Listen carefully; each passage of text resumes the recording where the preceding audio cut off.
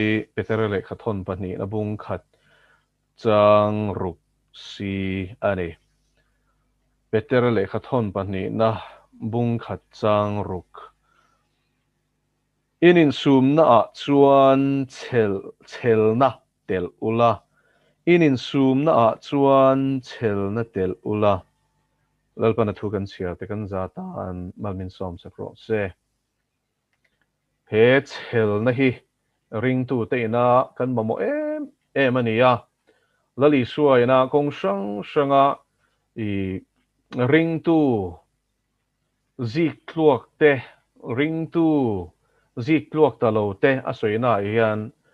adang lam na chu chel na hi ani zela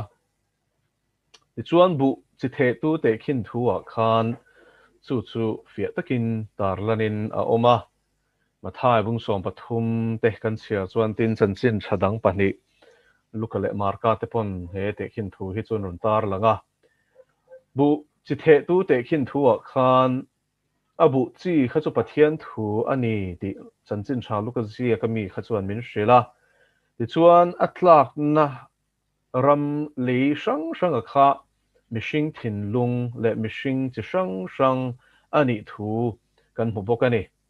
chu kong dung atla te pil klep le pan atla te hnim hling nei zing atla te le le tha atla te angin lali suan ron te khen ani Pathian thu hi chu shilin om zel do na lali suan zil ti te hne na chanchin tha shila fe chuak tur thu pe ka tang khanin tun thlengin chanchin tha hi shilin ala om zela ala bang lova e tu na phei chuanin media shang kal tlangin adar chakle to maya i TV nge cable television kan ti te kong shangin internet te website te podcast te shangin akal sawa chu tiang chuanin information in pek chona hi olsam to hle maya kong tam taka chuan hi kan van nei na te po ani a chanchin thashil na konga hian na satakin i a thedar na konga hian min pui mek ani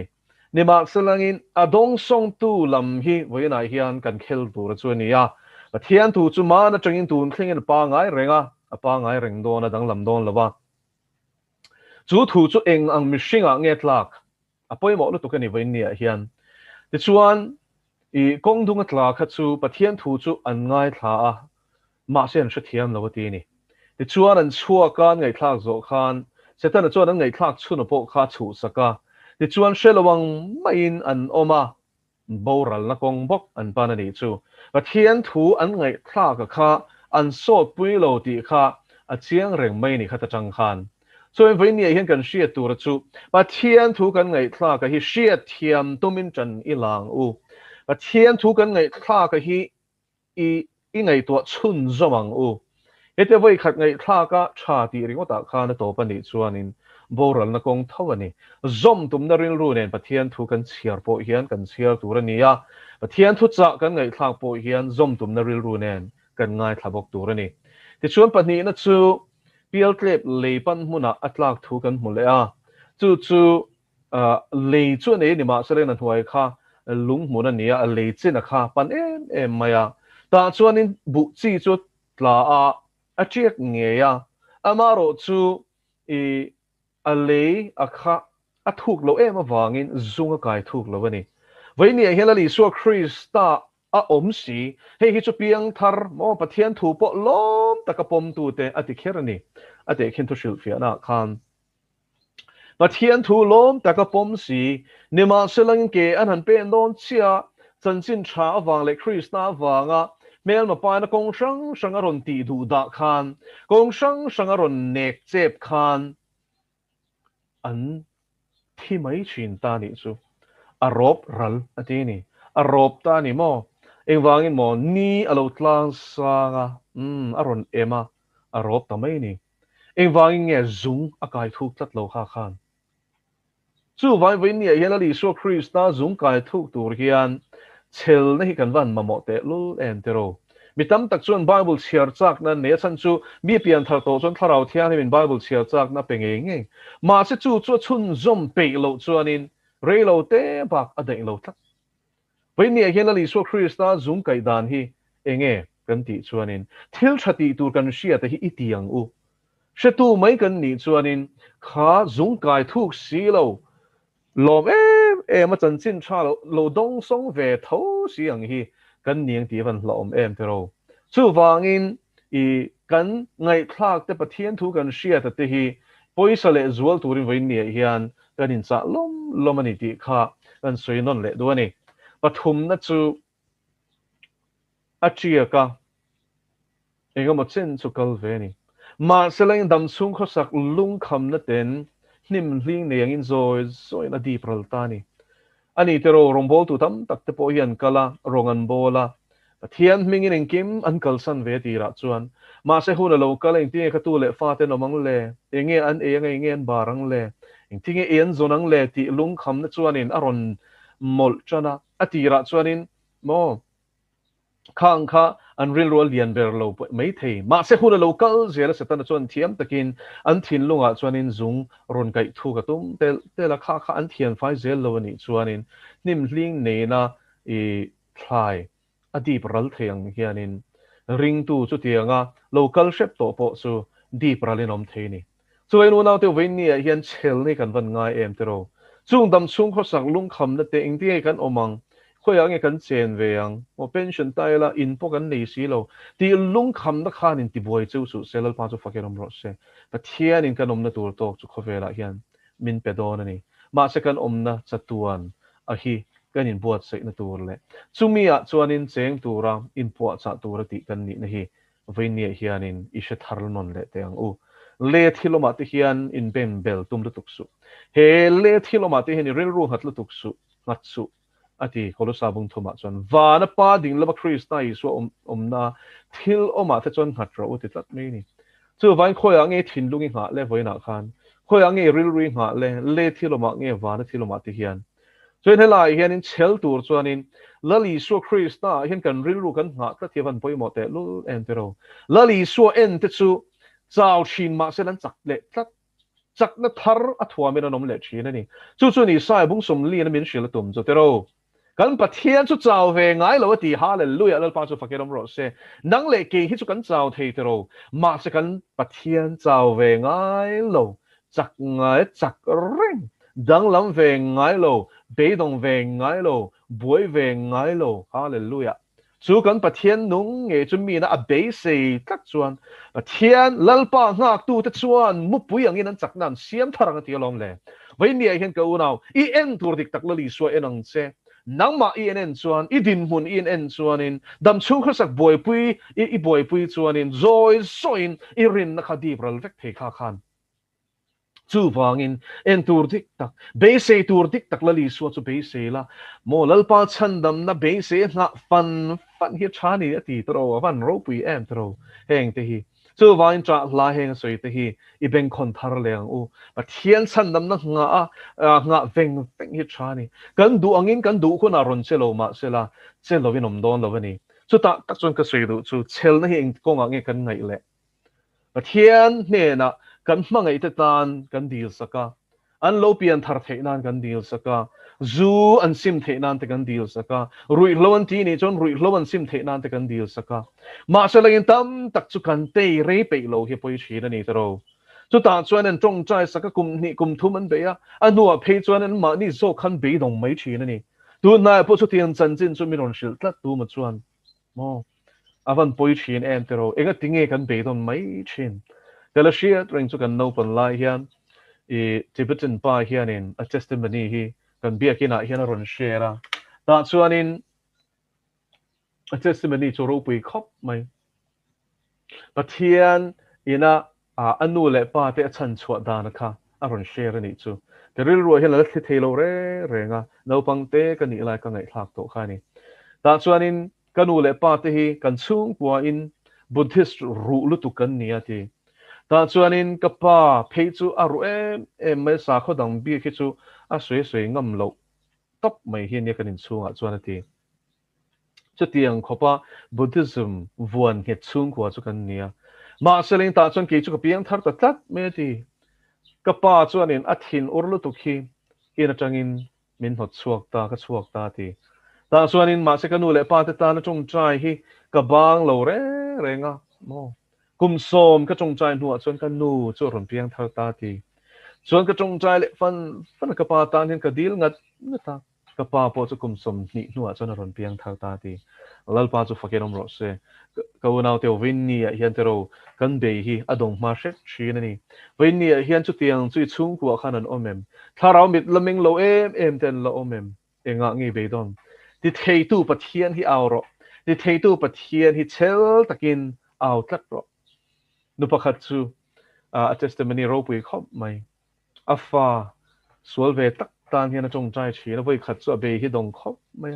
a ka chung trai na po hi sot lo mania eng anu na hian dang lam mu tu rom si lo ti hian i aron soi chuaka ma se chu ta tak mai chuanin pathian tharau thiang lim chuanin vision ang hianin a chung trai na sot ze kha mu ti ta ni chu sual se tan chuan a fa pa chu sual shui sual hian a lo phuar ni ma se le khatia chung trai khanin phel khan a lo vele zel ni chu chung trai lo phei se lang chuan kha ai na sa khan a phuar nge to na cha tuan boral na liam mai don kha lo nia với nia hiền câu nào tiêu cần trông trai nó sốt lâu nia cần xia thì à sốt thì hi xiang u mi fel trông trai nó chuan sa ko pa bunga chuan thil na sa taka ti china ti khatero với nia po hiền lalpan ne cần trông trai chuan cần trông trai nó hiền thil na sa tak ati zel don ni chu wangin trông trai bang lova trông trai tu ra min fui na hi ipoi sa thar leng u be dong reng reng su chu taka soi le du chu i setan hian ring tu te min ti be don atum dan chu kan tong chai sakate tan ta kan tong chai sakate nge kha min ti be don nan hian amang chin te ro nu pakhat chu i sharing kan nei mol mala afa pa te ta na tong chai sak thu hi min shil mol mala ma se ka tong chai sak hian enga tinge monile a an sual hi zual moti mai tur hian an rebur bur mai ai na sa hian i an ron che moti mai tur hi nia ati ni ta chi mai chon tharau thiang le min fia lut tu khian mi ron shil fia ta a mel ma pa se tan chuan I tong trai na thil ti the zia shia ta wangin a hlau lut tu kha a tong trai tu kha ti be don nan che I tong trai sakate nge ya khan the to pin a thokani chu lol pan min petlak mi ni tan kha lo naw te chu mamo tak inomani dro vina Pathian Thutak ngai thatu ron lut te zinga po hian I tong trai chin ma se zual kai moti mai turin ma ai na samma khana ron che chinem mak ti su mel ma pa se tan chuan I tong trai na chu chhanin om ti sia ta wangin a hlau lu tuk hi a ku ta tan pi chuak ang ti hlawin asal be te soi sak reng asal be reng hi a thil tu mani chu wangin chung mang chuanin ti be don che khatum mai ni kha be dong re reng su a chet na sat po le tang so ro lal pa chu fakiram ro se Galatia reng chu John Hagen nu a tong trai na hi ni nu chel tak hi ni ya kum som pariat kan ni chon kan khovel hi kan mangai vet khopa ati da chuanin ka chuak tur te kanu hianin John lalpa rongila bol don min ti ni chu ta chuan kan nu chu ti hian ka changa I an ni kha ke hianin tika ma lal rong ka bol lo nge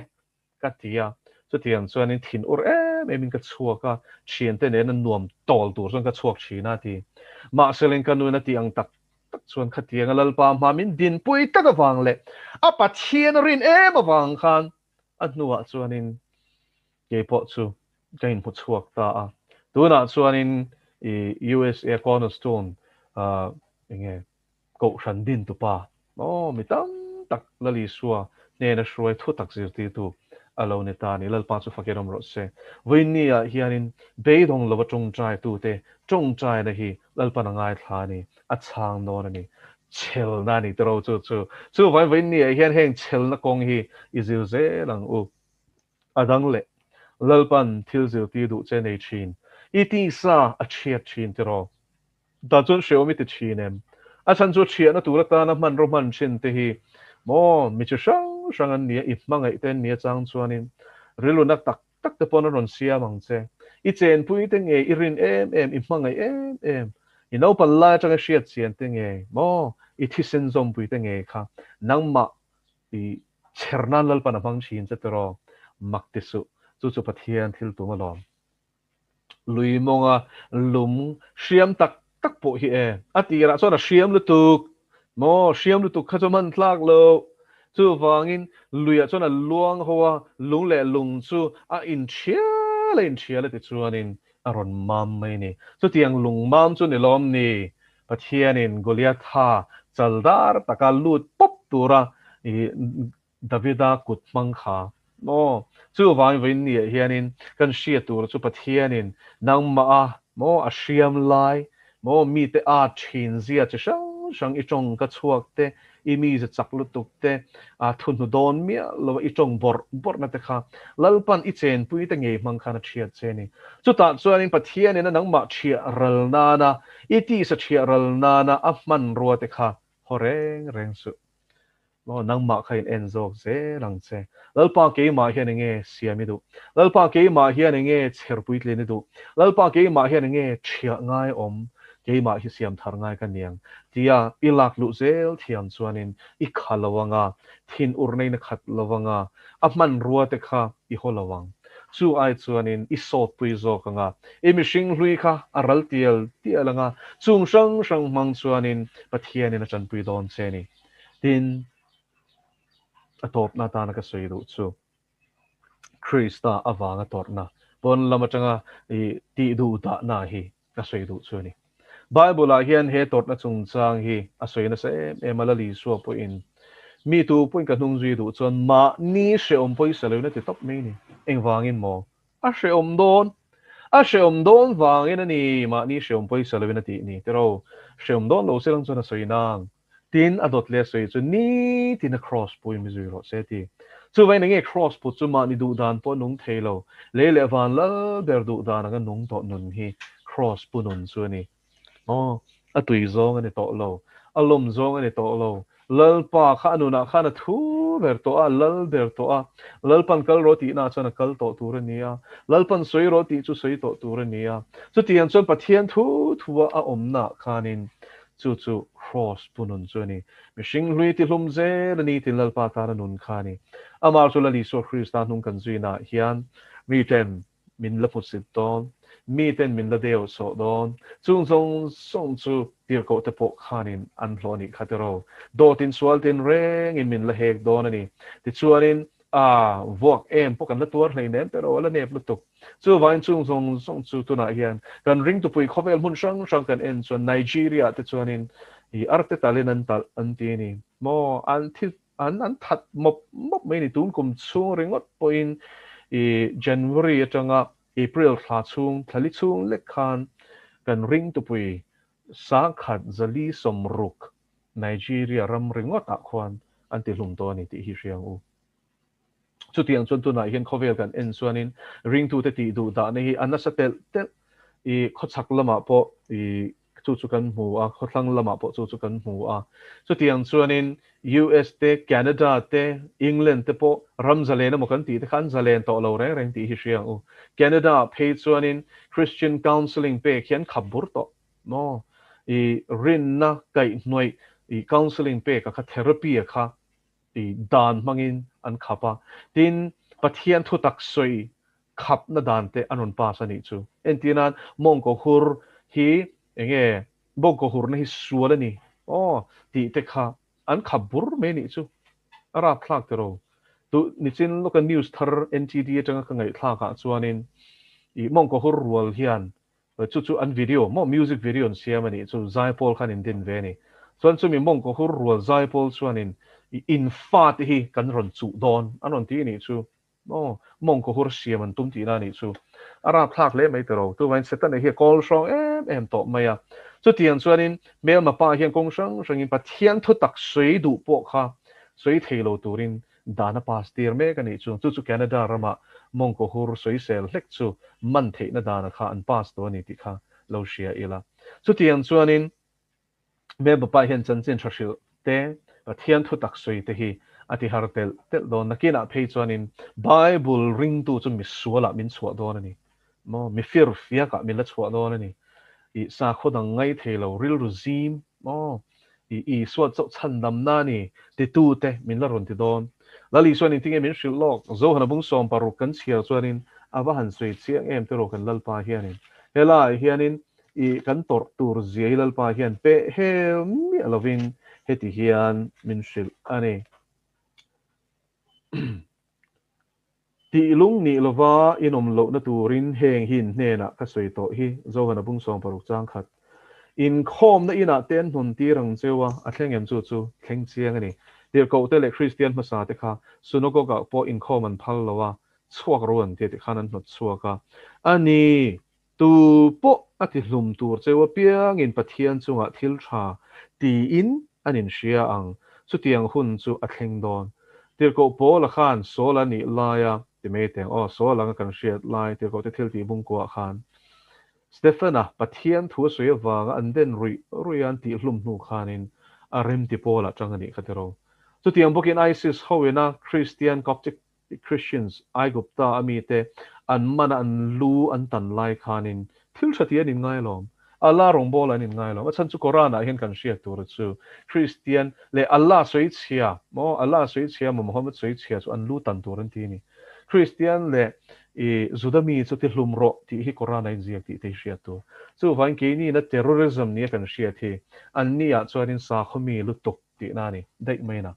so in vain ni a hian chu tiang chu kan tok na sa tel tel do na communist ram a pheison kan ring tu pui ti an I taksa peng te nung chungin an zai chhuat saka an shalani chung thel te chu tu na hian a thleng me kan ti kha lo shia ila chu vain ti du da nei tu na hian an sa tel tel do ni ti hi shia ila chunga chuan kan chelem chel hi van poimo don em tiro lali suwa chuan mathai bung som ni pali chang som pathuma chuan tina to thlenga tur pe piang chu mi nge chu chan dami no mang go now teu nik ni khat tur ringot hin de don lo tun vaccine chung chang ringot po hian kan tor chel lo zia hi lang chiang ka ti tiro e zon thei lo anan ti chia anu loka ron suit le thoma se lang kha kha o pathian min fia na ka te me ge chu mo e zona thelo dora nga thelo vaccine ta lo chuan an tia tlar pu me a mai kala don lo a that lo zia po shevek ma se langin kan le sup sup mai ni o vin ni hian ring tu ti mo kan duap a hun to lo tu na hian u nau te u chel a hun to I chelang u mi thiang hlim lora I tel man lo ani phei chuanin I sakol pahni na ro re na hnuai chuanin tuna I one world cashless system an ti te mo one world economic system an ti a hianin lo thei lo in khoveri la lo dona sakol chin chian la lo le a milim chi bai bu du lo tan kha chuan eng ma le hian a shal thei don lo shim shim chang per pakhat po hi a le thei don lo ani o chung huna chuan ani le eng tinge kan rin nom zo don em mo vein ni hianin kan rin a hian kan chian hi ava poimo to em he vaccine hi chu khang zong zong lo thleng tur I inzir lok na mai mai ni kha mo sakol chin chian a pola ni lo hei hi chu ma se langin I ni lo ma se la pathian ni min fia ni mi te hi kan ting het zo don em he thila hian hallelujah eng ti ati thupuan bung ni chang som kan chia chuan ni som chung sheu mi tuarang ati ni ma sarin thi thlengin rino min omro ti chuan nun na la lukhum ka peng che ti avaro pui te lul em te ro thi thlenga rinom angai lalpana thu kan ti ri te kan za ta man min som sak ro se